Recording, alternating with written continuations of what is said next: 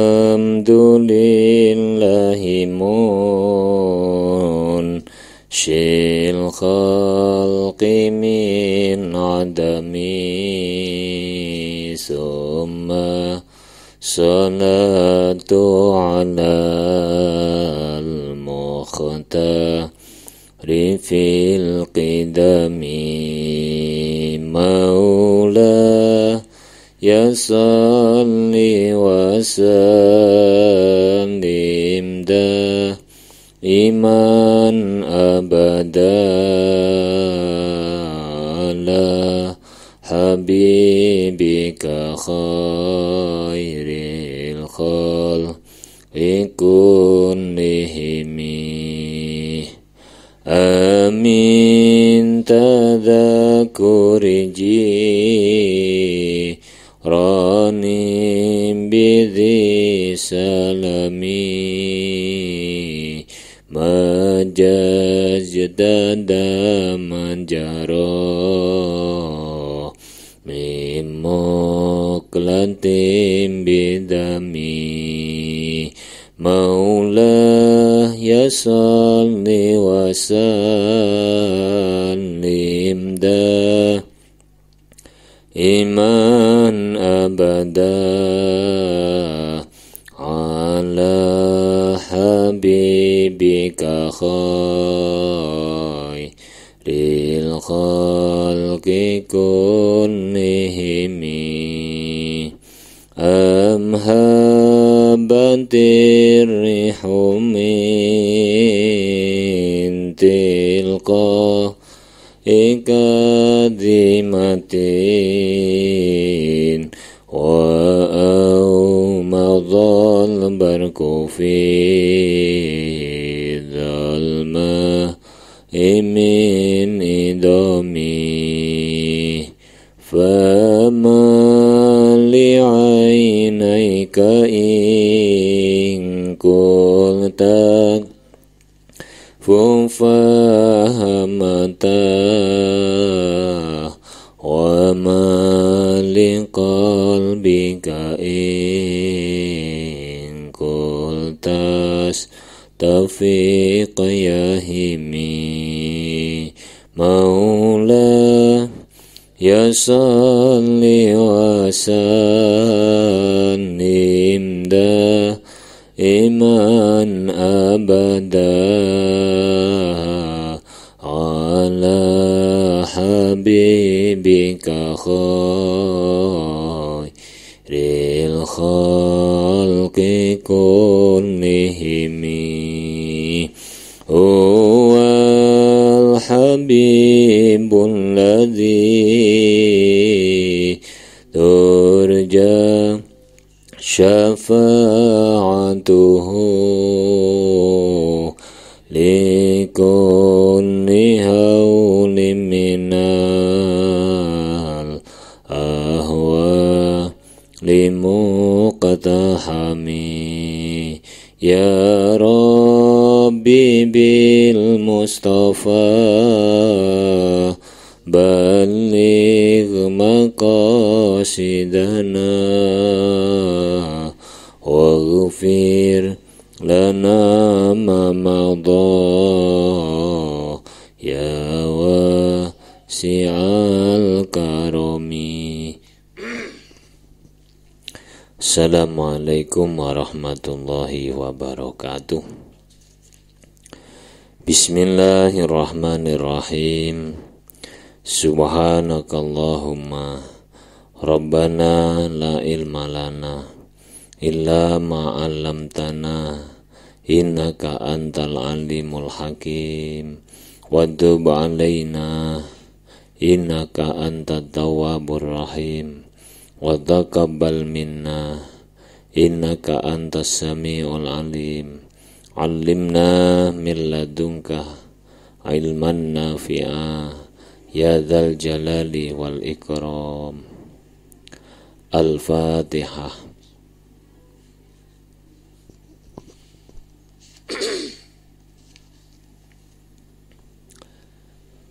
Bismillahirrahmanirrahim.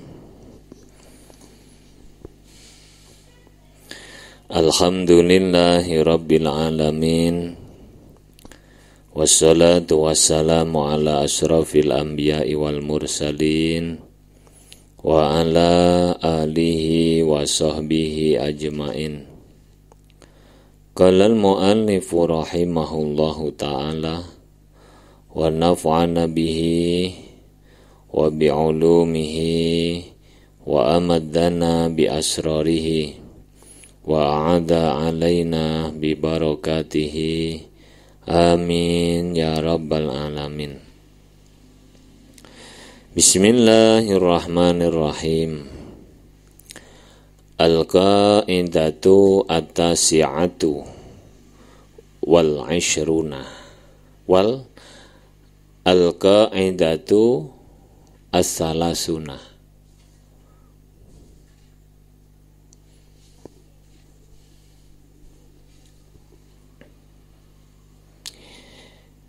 Utawi kaidah as-salasuna kang kaping 30.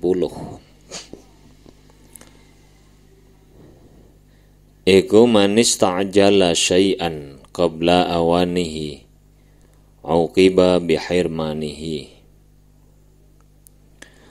Man utawi sapane wong iku istajala lamuno kesusu sapa man syai'an ing suwiji-wiji qabla awanihi ing dalem sadurunge mangsane syai'. Okiba mongko den aling-alingi sapa man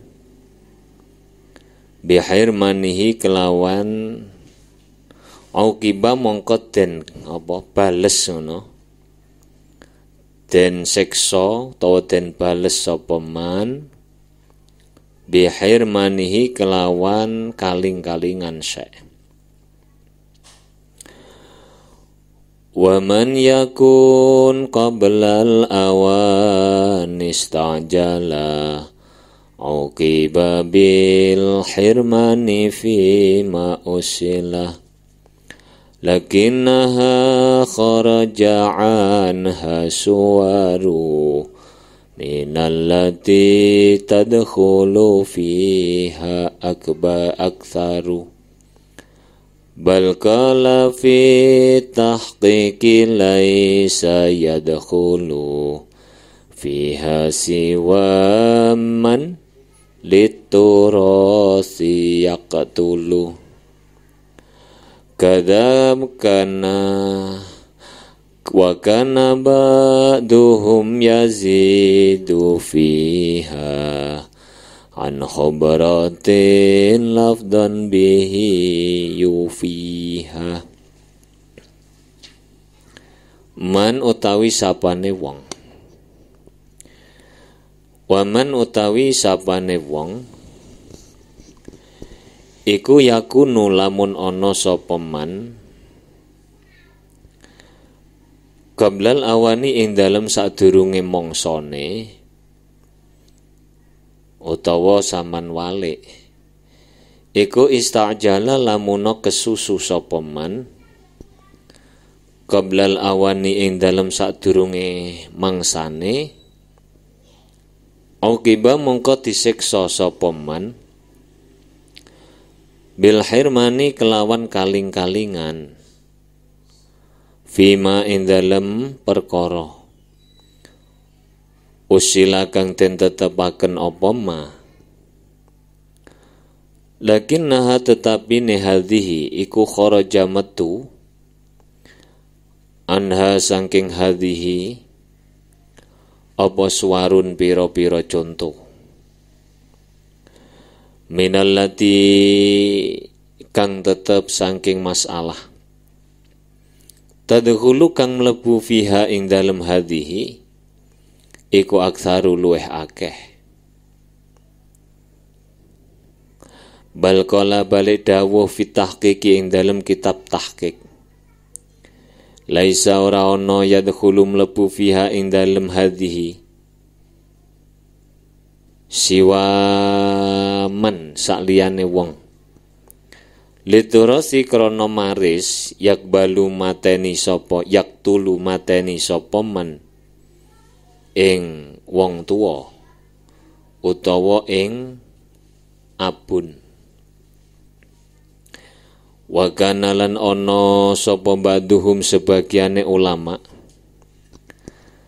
iku yazidu nambahi sapa ba'duhum fiha ing dalem hadhihi an khibratin saking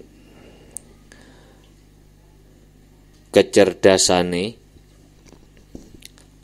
saking kacerdasane lafdan ing lafat bihi kelawan lafat yu fiha nyempurnaaken sapa ba'du ing hadhihi nyempurnaaken sapa ba'du ing hadhihi qabla awanihi wa laisal maslahah uqiba bil hirmani fafqah malmahah qabla awanihi ing dalem sadurunge mangsane perkara walaisa halih ora tinemu apa al maslahatu kemaslahatan uqiba mongko tenaling-alingi sapa man bil hirmani kelawan kaling-kalingan fafqah mongko becik fahamo sira mal mahah ing maksude kaidah mal mahah ing maksude kaidah maksude kaidah hati kaedah manis ta'jala syai'an qabla awanihi auqiba bihirmanihi. Barang siapa yang tergesa-gesa terhadap sesuatu sebelum saatnya, maka dia akan menerima akibatnya dengan terhalang mencapai sesuatu itu. Ini sapa sing kesusu terhalang mendapatkan sesuatu itu. Nah, kaidah ini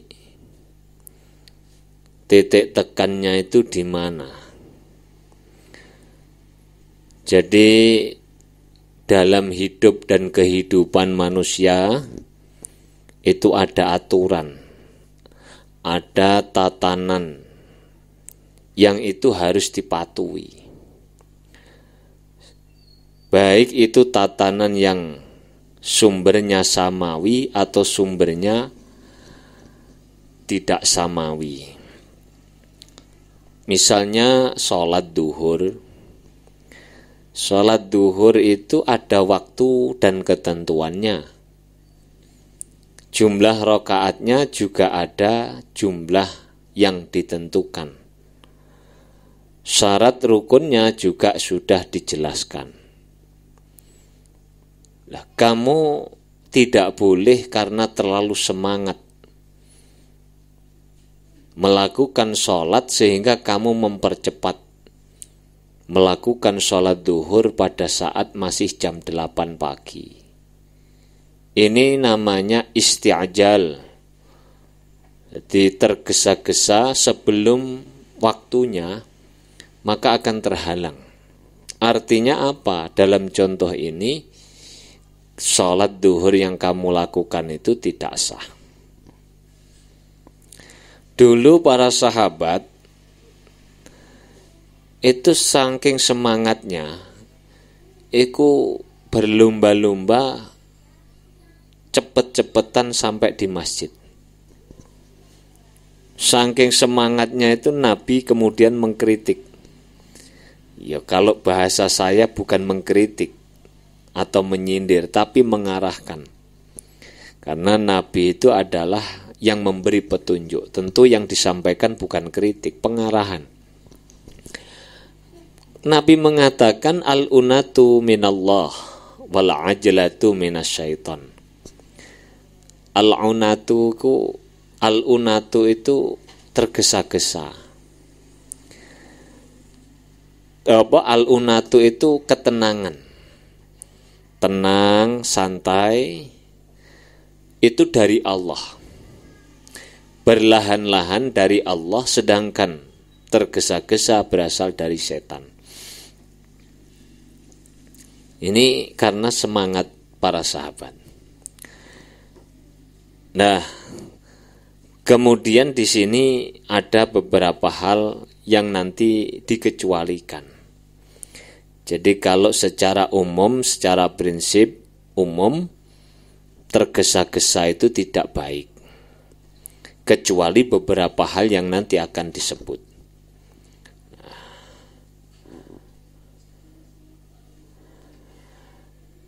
Wa min furu'iha iku setengah sangking pira-pira contone kaidah. Iku idza khallalat ing dalem nalikane dadi cokak. Apa al-khamru khamr bitarhi syai'in kelawan nyemplongaken suwiji-wiji. Dijemplongaken fiha ing dalem khamr. Lam tadhur mongko ora suci apa khamr. Contohnya adalah proses berubahnya khamr menjadi cokak. Cokak itu bahan dasar aslinya adalah khamr. Yang didiamkan selama sekian waktu misalnya. Tapi berubah dengan sendirinya, tidak ikut campur tangan manusia. Dengan sendirinya nanti khamr itu berubah menjadi cokak. Misalkan saja dalam jangka waktu 3 tahun, supaya kamu bisa mencerna. Nah, satu saat mungkin kamu jualan cokak itu terlalu laris, sehingga stoknya habis. Karena stok habis, kamu akhirnya merekayasa bagaimana memproduksi cokak kurang dari 1 tahun. Atau kurang dari 3 tahun. Akhirnya kamu rekayasa bagaimana misalnya kamu masukkan sesuatu ke dalam botol khamr tersebut. Karena khamr itu najis, maka ketika kamu masukkan ke dalamnya sesuatu, maka sesuatu itu, misalnya batu atau kerikil, menjadi mutanajis, terkena najis. Nah, setelah kamu masukkan batu itu, ternyata betul kurang dari 1 tahun sudah berubah menjadi cokak. Itu namanya mempercepat. Itu tidak kemudian cokaknya suci, tetapi dia mutanajis. Kenapa mutanajis? Karena tadi yang semestinya berubah dengan sendirinya suci, karena tadi ada batu yang mutanajis di dalamnya, itu dia menjadi mutanajis juga, atau bahkan najis. Karena cokak itu termasuk ma'e, benda cair, bukan air. Artinya apa? Kalau cokak, benda cair, bukan air, dia sedikit atau banyak, kurang dari 2 kolah atau lebih dari 2 kolah, berubah sifatnya atau tidak, maka itu tetap menjadi najis. Saya di dalam kitab Fathul Wahhab itu membuat contoh. Kalau ngaji begini ini gampang, Pak. Ya. Iki wes engko tak tambahi. Ini namanya mempercepat. Merekayasa itu namanya isti'jal. Maka kamu akan auqiba bi khirmanihi, akan terhalang mendapatkan cokak. Nah, dalam penjelasan kitab Fathul Wahhab itu ada contoh tentang ma'e itu. Nah, ma'e itu kalau kemasukan najis berubah tidak, kurang dari atau lebih dari 2 kolah, itu tetap najis. Ngaji gampang ya. Gampang toh awakmu ngrungokno ngene iki paham toh? Saiki tak takoni. sampean meneh wis mulih teko pondok. Dadakno sampean dadi apa? Dodolan peracangan, termasuk menjual minyak goreng, menjual minyak apa maneh? Minyak-minyakan lah. Dan itu kamu awalnya sedikit, kemudian tambah sugih. Satu saat kamu kulaan minyak kletik, minyak goreng yang belum kemasan itu satu tangki besar itu. Isinya 40.000 liter. 1 liternya misalnya saya buat harga 10.000, berarti 40 juta itu. Iya dah, benar dah. 40 juta. 40 miliar ya. Masa 40 miliar? 400 juta. 400 juta. 40.000 10 ewu. Lah ya 400 juta. Kok 4 miliar itu ya. Sampean habis kulaan minyak goreng 400 juta. Baru kamu bongkar. Kamu masukkan tempat kotaan besar yang ada di dalam tokomu. Belum sempat kamu tutup itu, sudah ada cecak yang nakal nelek masuk di dalamnya. Najis atau tidak telek itu? Kotoran cecak najis. Karena minyak goreng itu golongan benda cair bukan air, berubah tidak berubah warnanya atau sifatnya, lebih atau kurang dari 2 kolah, tetap najis karena kemasukan najis. Kira-kira minyak senilai 400 juta itu kamu buang atau kamu jual?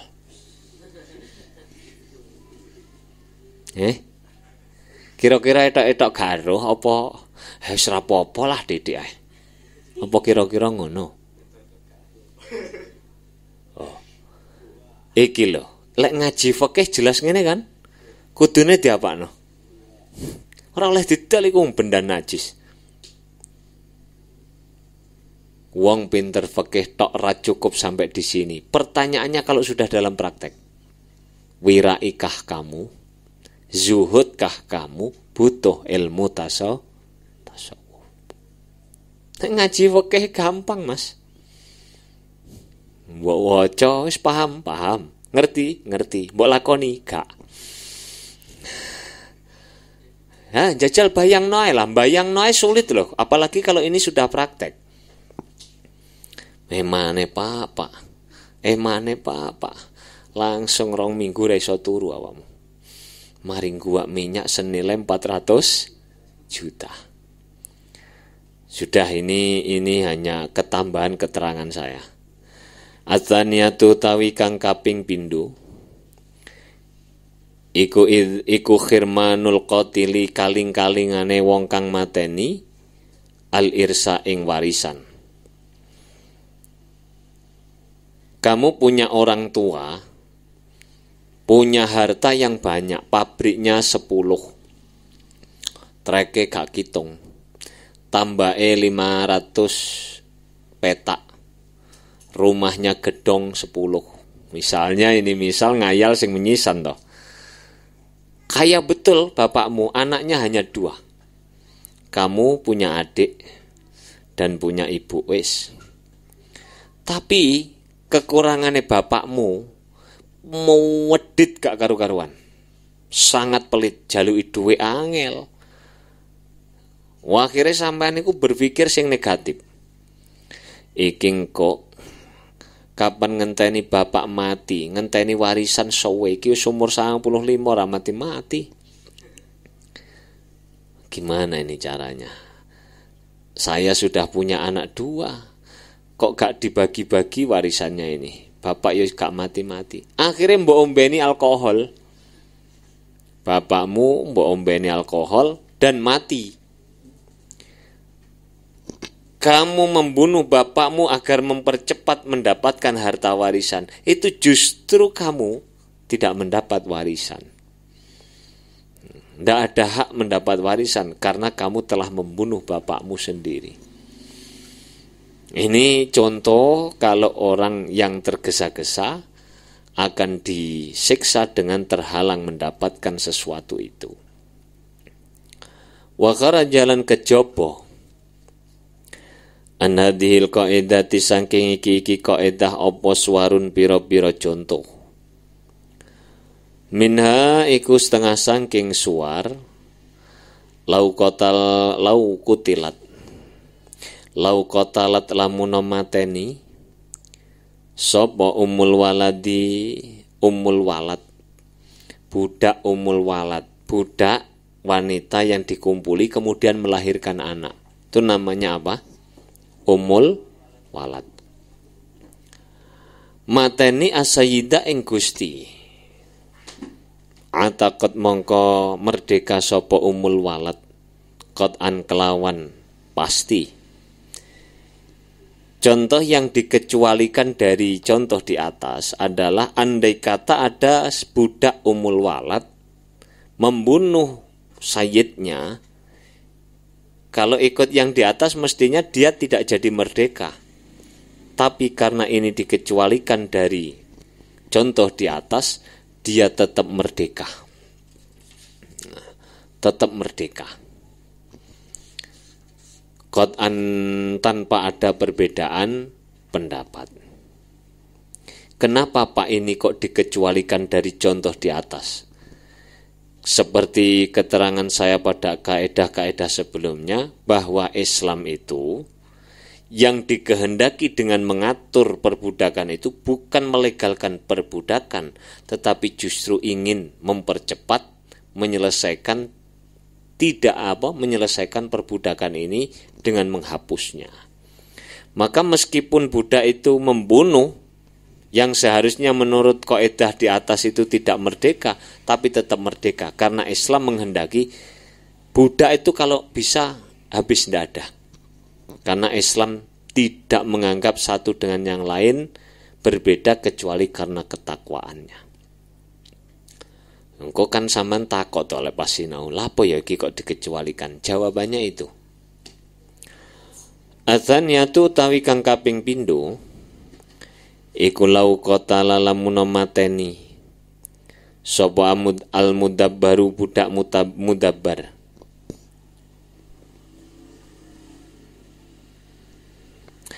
Sapa al-mudabbaru budak mudabbar sayyidahu ing gustine mudabbar qat'an kelawan pasti. Demikian pula dengan kasus budak mudabbar, andai kata dia membunuh sayyidnya, ia tetap merdeka. Adzalisatu tawi kang kaping telu iku lau qatala lamun mateni sapa sahibud daini wong kang anduweni utang, almuajjala kang den sumayaaken, mateni almadyuna ing wong kang den utangi,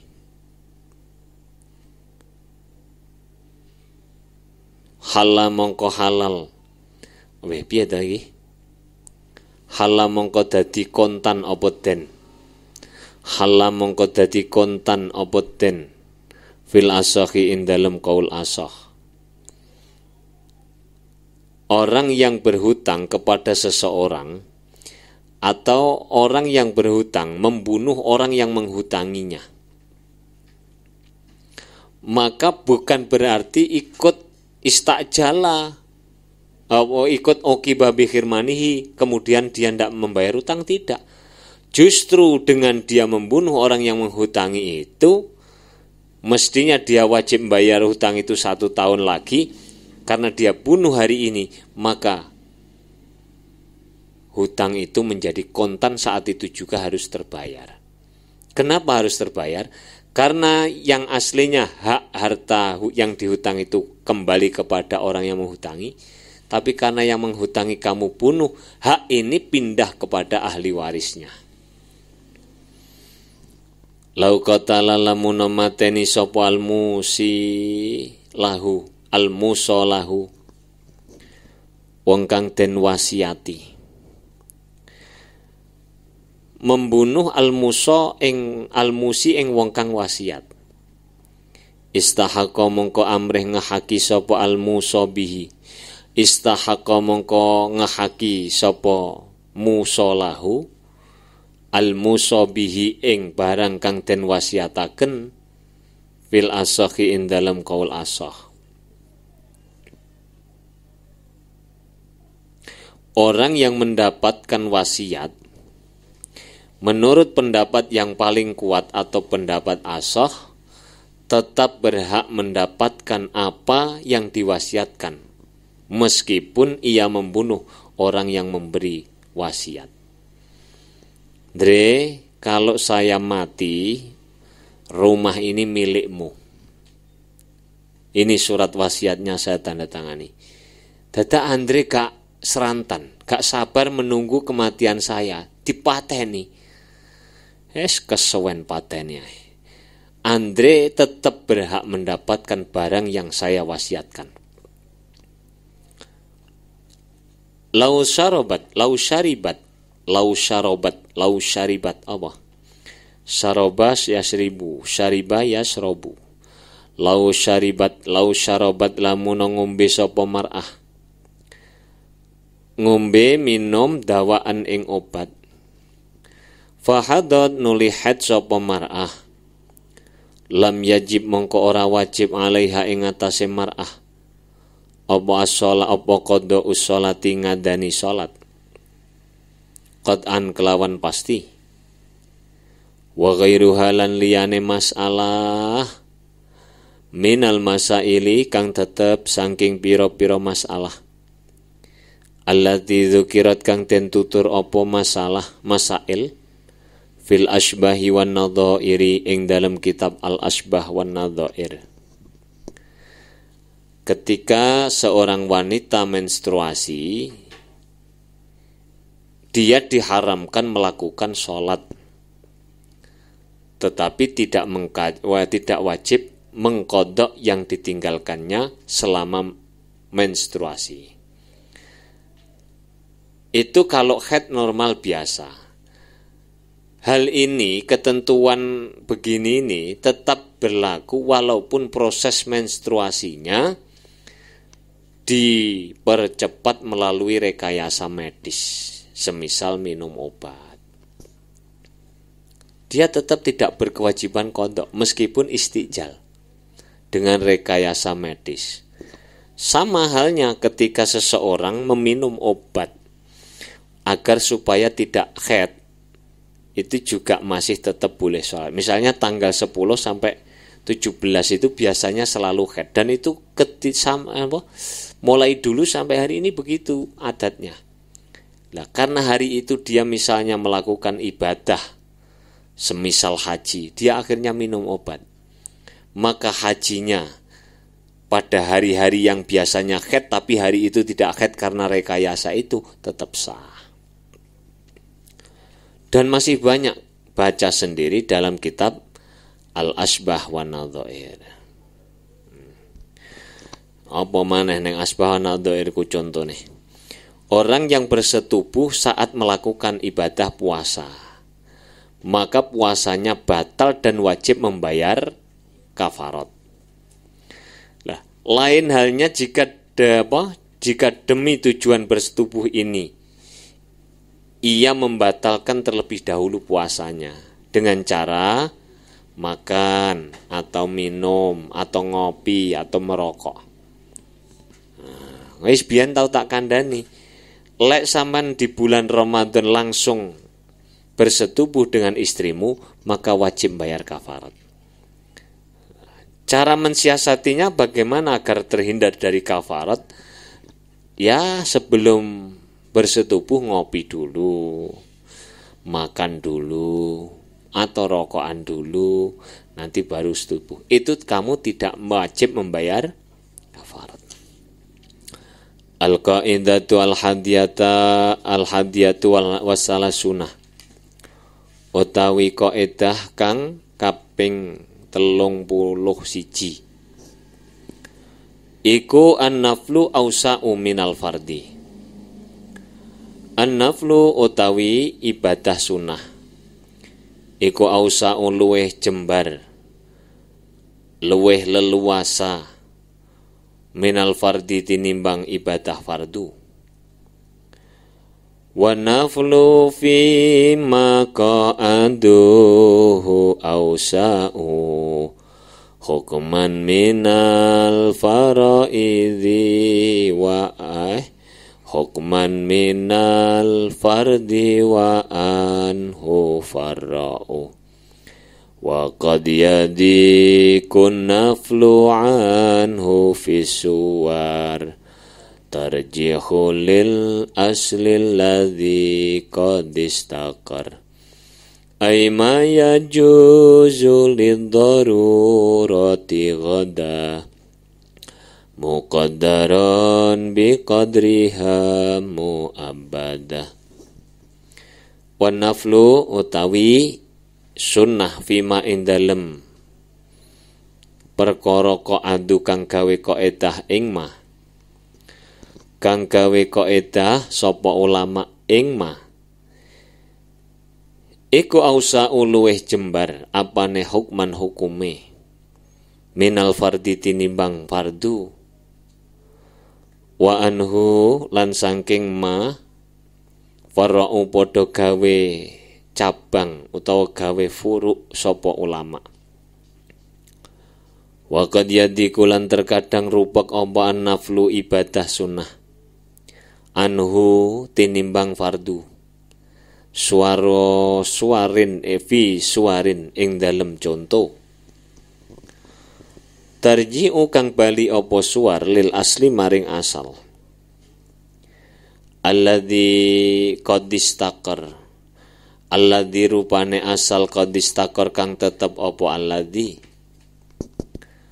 aima tegese perkara ya juzu kang wenang apa mah lidzarurati krana arahe darurat iku ghada dadi apa mah iku ghada dadi apa mah iku muqaddaron kang den kira-kiraaken biqadriha kelawan kira-kirane darurat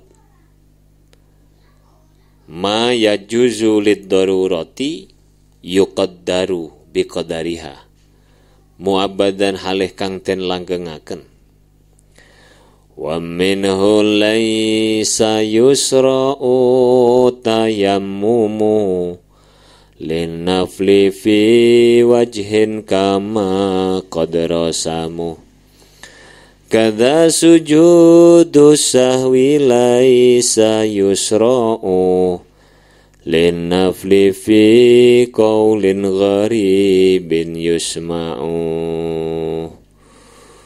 wa minhu iku wa minhu lan saking ma laisa ora ana apa kelakuan iku yusra'u den tindakaken apa atayamum tayamum lin nafli krana arahe nglakoni sunnah fi wajhin ing dalem wajah kama kaya keterangan qadrasamu kang temen-temen netepaken sapa ulama ing ma kada iku kaya mengkene tayamum sujudus sahwi utawi sujud sahwi iku laisa ora ana apa sujudus sahwi iku yusra'u den lakokaken apa sujud lin nafli krana arahe sunnah biqaulin ing dalem pendapat gharibin kang aneh gharibin kang longko kang aneh kang jarang yusma'u den rungu apa qaul kaidah yang ke berapa 31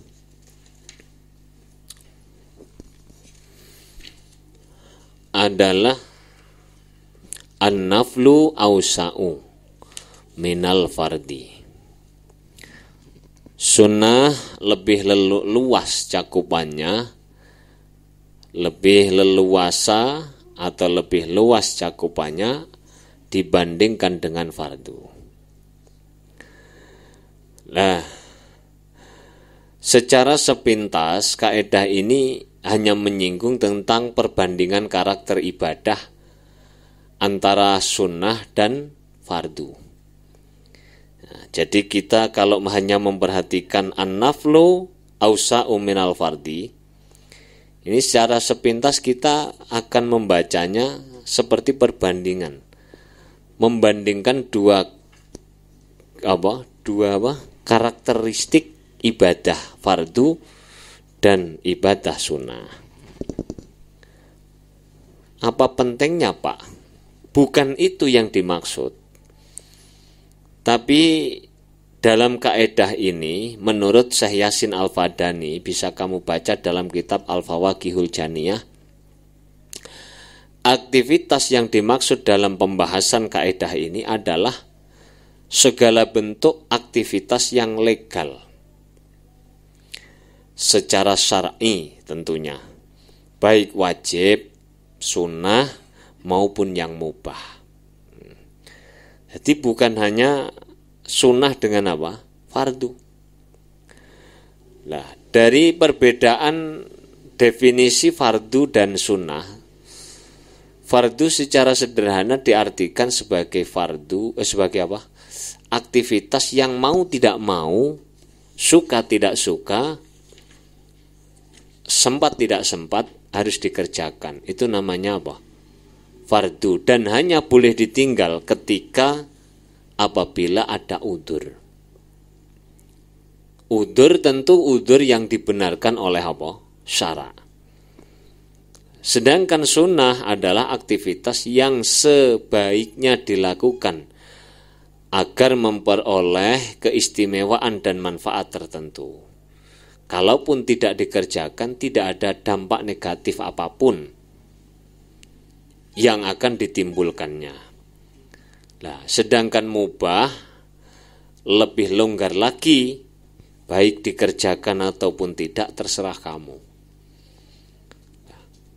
Tiga karakter yang saya sebut ini tadi, ini tidak apa?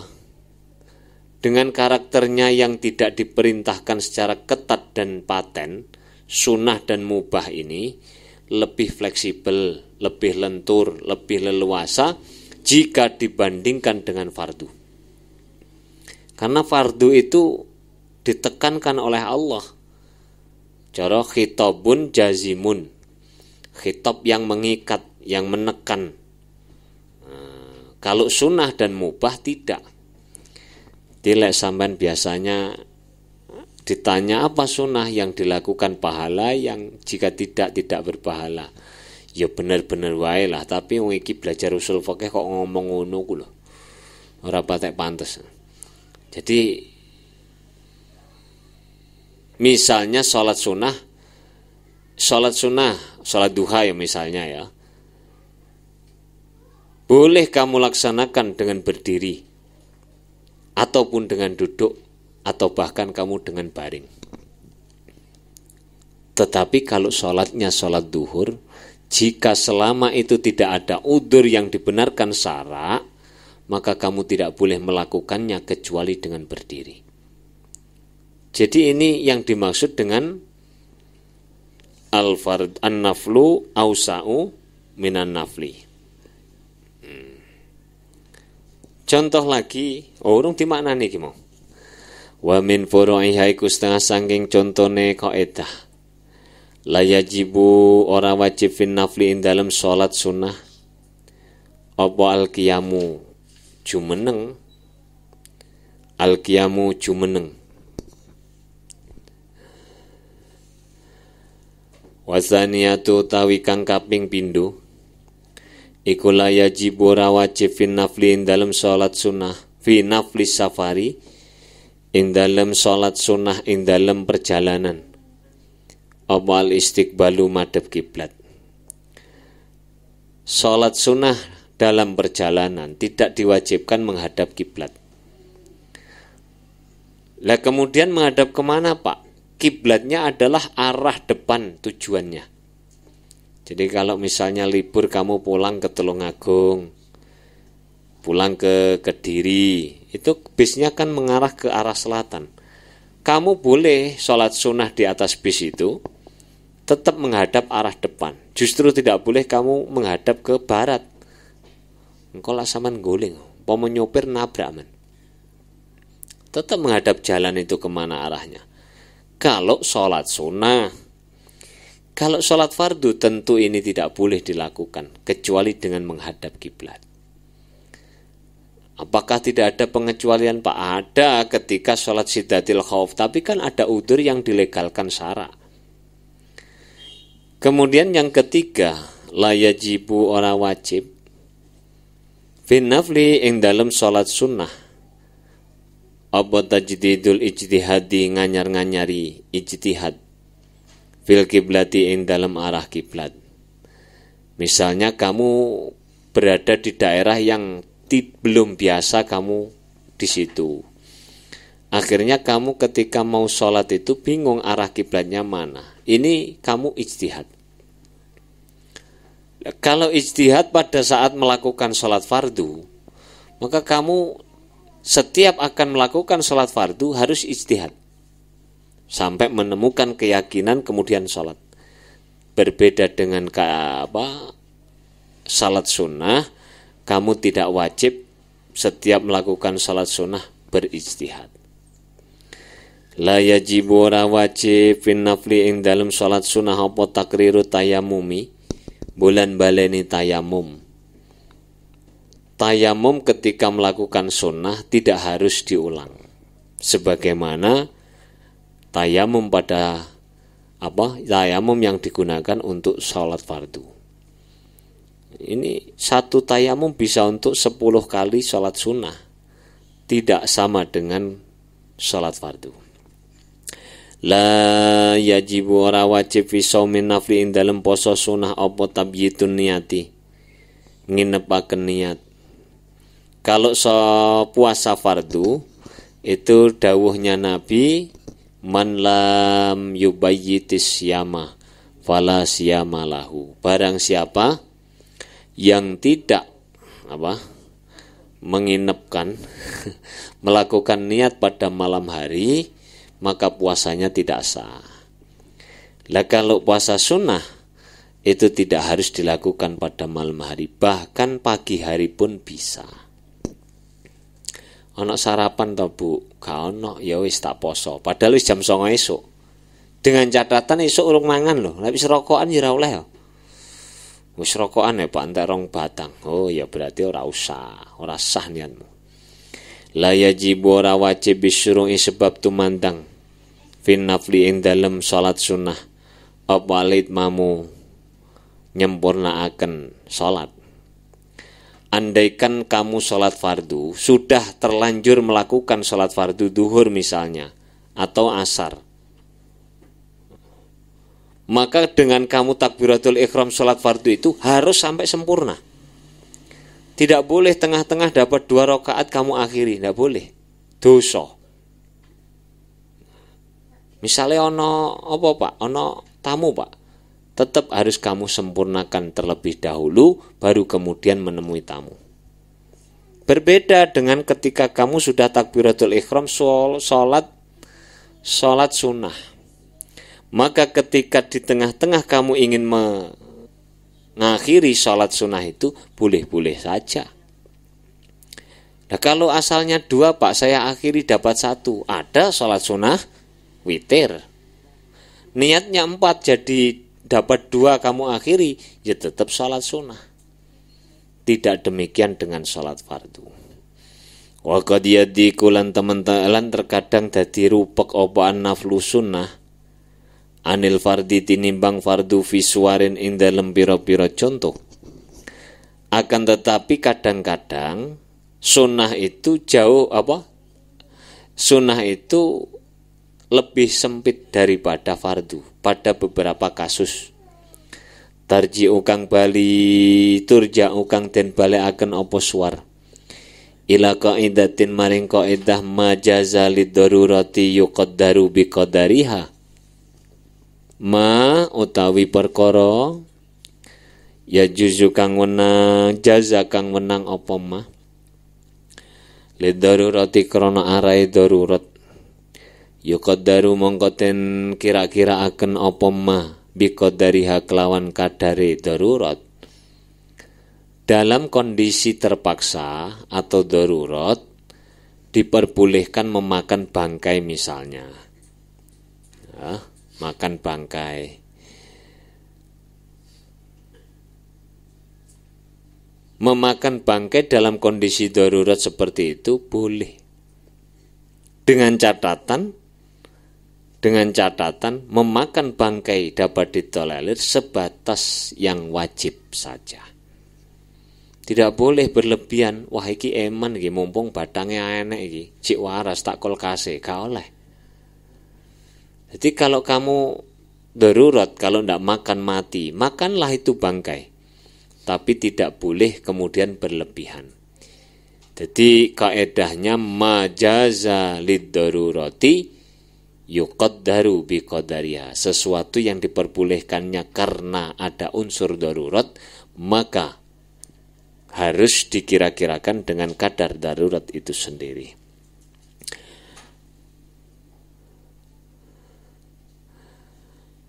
Minaiku setengah sangking contoh tayamum utawi tayamum.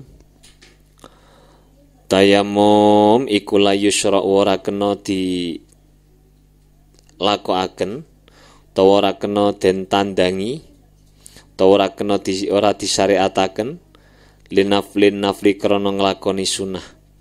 Fi wajhin ing dalem siji wajah aidhaifin tegese kang dhaif. Sujud sahwi utawi sujud sahwi iku la yusra'u. Ora disyariataken, ora den lakokaken, ora den ya wis ngono kuwi lah semakna. Fin nafli ing dalem salat sunah, fi qaulin ing dalem qaul gharibin kang gharib. Gharibin menurut pendapat yang lemah. Gharib itu lemah sedikit sekali. Tidak boleh digunakan untuk melaksanakan sholat sunnah. Begitu pula sujud sahwi tidak dilakukan untuk mengganti aktivitas setiap sunnah yang terlupa. Sujud sahwi hanya dikerjakan saat seseorang lupa mengerjakan sunnah abad saja. Tentu pendapat ini pendapat yang gharib karena kita baca Fathul Mu'in, Fathul Qorib, Fathul Wahab, semua mengatakan kalau ada sunnah yang tertinggal, itu tetap disunahkan apa? Melakukan sujud sahwi. Aniyatu utawi niat anil maghzubi tinggal perkara apa? Keliru to. Aniyabatu utawi ganti anil maghzubi saking barang kang den gasap. Iki wong ta barang ya.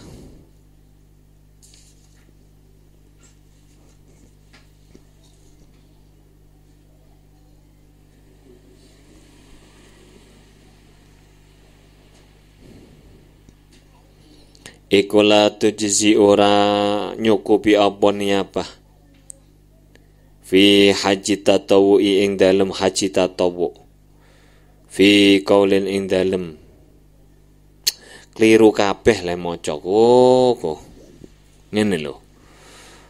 Aniyabatu utawi ganti anil maghdubi kok maghsubi ku piye kurang titik iku kitabmu kurang titik teka. Lha ora kok menengahe sampean iku. Lek maghsub iku barang sing digosop. Sampean biasa ngasap sandal. Maghsub iku sandal kuwi. Lek maghdub iku wong sing lumpuh. Lho, titik toke masalah iki. Makane lek aku salah, iku ngomong aku ki wong lho. Duduk malaikat. Malaikat gak salah, Pak. Apa berarti? Anil maghdubi. Saking wong kang lumpuh iku la tudzi ora nyukupi apa niyabah fi haji tatawu ing dalem haji sunnah fi qaulin ing dalem siji pendapat. Menurut satu pendapat mengganti atau badali haji orang yang dalam keadaan lumpuh itu tidak boleh. Ini fi qaulin, la fi qaulin akhar boleh. Tapi kalau ini dulu seingat saya ngaji itu diterangkan, ya kalau masih hidup ya jangan, tidak boleh. Berarti ikut kaul ini.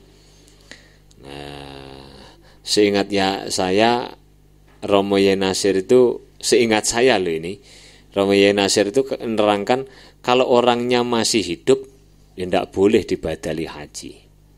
Kalau sudah mati baru, masih hidup kok mbadali. Tapi menurut kaulan yang lain boleh.